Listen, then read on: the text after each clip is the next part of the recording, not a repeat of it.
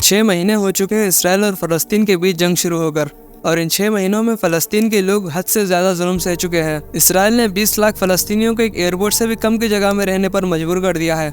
लोग गाज़ा के रफा बॉर्डर में रुके हुए हैं क्योंकि इसराइल गाज़ा के बाकी हिस्सों को तबाह कर चुका है।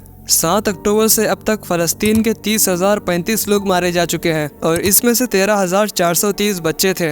इन बच्चों की उम्र 15 साल 14 साल नहीं बल्कि 6 साल 5 साल 3 साल 1 साल से भी कम उम्र के बच्चे थे। फ़लस्तीन में जो बच्चे मारे गए हैं, क्या ये बच्चे हमास ऑर्गेनाइजेशन से बिलोंग करते थे? क्या ये बच्चे आतंकवादी थे? नहीं। फिर इन बच्चों को किस बात की सज़ा मिली है? इसराइल जो फ़लस्तीन के लोगों के साथ कर रहा है ये क्लियरली एक जेनोसाइड है और पूरी दुनिया के हुक्मरान बस कुर्सी पर बैठकर तमाशा देख रहे हैं। किसी लीडर में इतनी हिम्मत नहीं कि इस जेनोसाइड को रोक सके, या वो इस जेनोसाइड को रोकना नहीं चाहते। गैर मुस्लिम कंट्रीज तो छोड़ दो, मुस्लिम कंट्रीज के लीडर्स अपने मुंह पर ताला लगाकर बैठे हुए हैं, जैसे सऊदी अरेबिया, यूएई, तुर्की, इजिप्ट, पाकिस्तान, जॉर्डन। इन कंट्रीज के लीडर्स मीडिया पर आते हैं, बस ये कहते हैं कि इसराइल जो कर रहा है वो गलत है और इस चीज़ को वो रोक देना चाहिए, बस इतना ही। इसके बाद वो फिर से खामोश हो जाते हैं, ना कोई एक्शन लिया जाता है ना कुछ करा जाता है। ये मुस्लिम कंट्रीज मदद के नाम पर सिर्फ एड्स भेज रहे हैं और वो एड्स भी बॉर्डर के पास खड़े रहकर सड़ रहे हैं। इसराइल उन ट्रक्स को अंदर जाने नहीं दे रहा। मिडिल ईस्ट में इसराइल को छोड़कर सारे मुस्लिम कंट्रीज हैं। अगर वो इस जेनोसाइड को रोकना चाहते तो सारे मुस्लिम कंट्रीज एक होकर इसराइल पर दबाव डालकर रोक सकते थे, लेकिन इन हुक्मरानों ने खामोश बैठकर तमाशा देखने का फैसला करा। आप इससे ज्यादा क्या ही उम्मीद लगा सकते हो लुटेरों से। सऊदी अरब के हुक्मरान ने कहा कि हम इसके वजह से हमारे ताल्लुकात को खराब नहीं कर सकते इसराइल के साथ। पाकिस्तान अपने PSL क्रिकेट लीग में पेप्सी को प्रमोट कर रहा है। पेप्सी वही ब्रांड है जो इसराइल को फंड करता है ताकि वो फ़लस्तीन में जेनोसाइड कर सके। इन्हें अपनी जेबें भरने से मतलब है, बाकी ये अपने मुसलमान भाइयों का क्यों ही सोचेंगे। अब कुछ लोग कमेंट्स में कहेंगे बॉयकॉट करने से क्या ही बदल जाएगा। बॉयकॉट की वजह से मैकडॉनल्ड्स को $7 बिलियन का लॉस हुआ, कोका कोला के स्टॉक्स नीचे गिर गए, स्टारबक्स को $11 बिलियन का लॉस हुआ। बॉयकॉट करने से फर्क पड़ा है। कई फ्रेंचाइजीज बंद हो चुकी है इनकी। वैसे हमें इन प्रोडक्ट्स से हमारे लाइफ में ज़्यादा कुछ फ़ायदा नहीं है, इसीलिए हमारी डे टू डे लाइफ में इन प्रोडक्ट्स को यूज़ ना ही करें तो अच्छा होगा। फ़लस्तीन के 30,000 लोग इसराइली बमबारी की वजह से मारे जा चुके हैं और जो बच गए हैं वो भूख की वजह से मर रहे हैं। इसराइल ने गाज़ा को कम्प्लीटली ब्लॉक कर दिया है, उसने इलेक्ट्रिसिटी कट कर दी है, इंटरनेट को कट कर दिया है। गाज़ा में पानी इसराइल से आता है। पानी के 3 पाइप्स है, उसमें से 2 तबाह हो चुके हैं और सिर्फ एक ही पाइप से पानी आ रहा है। गाज़ा के लोगों को पीने के लिए पानी तक नसीब नहीं। इन ट्रक्स को देखिए, ये वो ट्रक्स है जिनमें फ़लस्तीन के लोगों के लिए ज़रूरत के सामान है, लेकिन इसराइल इन ट्रक्स को अंदर जाने नहीं दे रहा। ये ट्रक्स बॉर्डर के पास ही रुके हुए हैं। जो पहले ट्रक्स गाज़ा में जाते थे उनकी तादाद भी इसराइल कम कर चुका है। जो ट्रक फ़लस्तीन के लोगों के लिए पानी ले जा रहे थे उन पर इसराइल रॉकेट लॉन्च कर देता है। गाज़ा में हालत इतनी ख़राब है कि लोग वहाँ पर घास को पकाकर खा रहे हैं।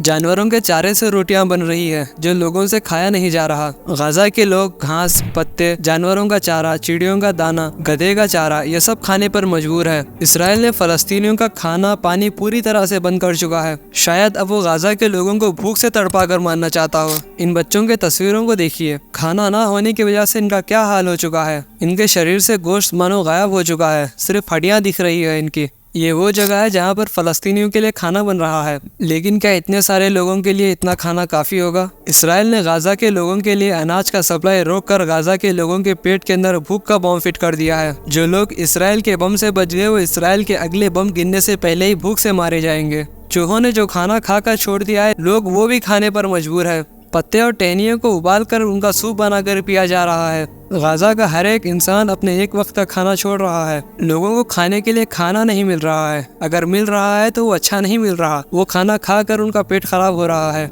रमज़ान चल रहा है, जहाँ एक तरफ दुनिया के तमाम मुसलमानों के दस्तर पर इफ्तार के वक्त अलग अलग किस्म के खाने रखे होंगे, वहीं दूसरी तरफ फ़लस्तीन के लोगों के दस्तर पर पकी हुई घास और नींबू है जिनसे वो रोज़ा खोलेंगे। कई लोग तो ऐसे भी है, इफ्तार का वक्त हो गया लेकिन वो अपना रोज़ा नहीं खोल पाए क्योंकि उनके पास खाने के लिए ना तो खाना है और ना ही पीने के लिए पानी। बच्चे भूखे पेट बर्तन लेकर घंटों लाइनों में खड़े हो रहे हैं, लेकिन उन्हें खाना नहीं मिल रहा है तो उतना नहीं मिल रहा जिनसे उनका और उनके परिवार का पेट भर सके। इस वीडियो को देखिए, इस वीडियो में बच्ची अपने घर वालों के लिए खाना ले जा रही है। जरा उस डब्बे पर नजर डालिए जिसमें वो बच्ची खाना लेके जा रही है, जिससे एक बच्चे का पेट भी नहीं भरने वाला। और इसके घर में 7 लोग रहते हैं। इस खाने से 7 लोगों का कितना पेट भरेगा? खाना पानी तो गाज़ा के बॉर्डर तक पहुंच रहा है, लेकिन वो ट्रक्स गाज़ा के अंदर नहीं जा पा रहे हैं।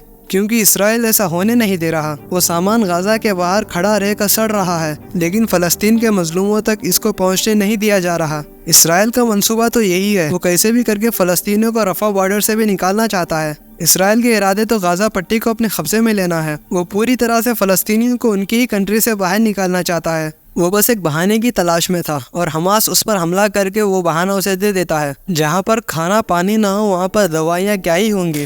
गाजा के हॉस्पिटल्स की हालत बहुत ज़्यादा ख़राब है। गाजा के ज़ख्मी लोगों को प्रॉपर ट्रीटमेंट नहीं मिल पा रही है क्योंकि दवाइयाँ ही नहीं है। बिना एनेस्थीसिया के ऑपरेशन हो रहे हैं। डॉक्टर्स का कहना है कि पेशेंट्स के लिए 3 वक्त का खाना ज़रूरी है, लेकिन पेशेंट्स को सिर्फ एक ही वक्त का खाना मिल पाता है। गाजा में कितने बुरे हालात चल रहे हैं, इन हालात का तस्वुर कर पाना भी मुश्किल है। इस जंग से एक बात तो वाज़ेह हो चुकी है कि मुसलमान हुक्मरानों के गले में इसराइल का पट्टा है और ये हुक्मरान दौलत के खातिर अंधे हो चुके हैं। ये लोग हकीकत से बेखबर हैं। ये लोग चंद पैसों के खातिर अपने भाइयों का खून बेच रहे हैं। अगर ये सारे मुस्लिम कंट्रीज मिलकर एक्शन ले तो कुछ ही घंटों में वार रुक जाए, लेकिन इन मुस्लिम लीडर्स ने खामोश रहकर तमाशा देखने का सोचा। इसराइल गाजा के हॉस्पिटल्स तक को टारगेट कर रहा है। गाजा के हॉस्पिटल पर एयर स्ट्राइक की वजह से 500 लोग मारे जाते हैं। इतना ही नहीं, इसराइल एम्बुलेंस पर भी अटैक कर रहा है। व्हाइट फास्फोरस बॉम्ब जो कि वार में यूज़ करना इलीगल है, इसराइल गाजा के ऊपर उस बॉम्ब तक को यूज़ कर चुका है। इसराइल गाजा पर 30,000 के करीब बम्स गिरा चुका है। इसराइली फोर्स ओपन फायर कर देती है उन लोगों पर जो आटा लेने के लिए ट्रक्स के पास जाते हैं, जिसमें 118 लोग मारे जाते हैं और 760 लोग घायल हो चुके हैं।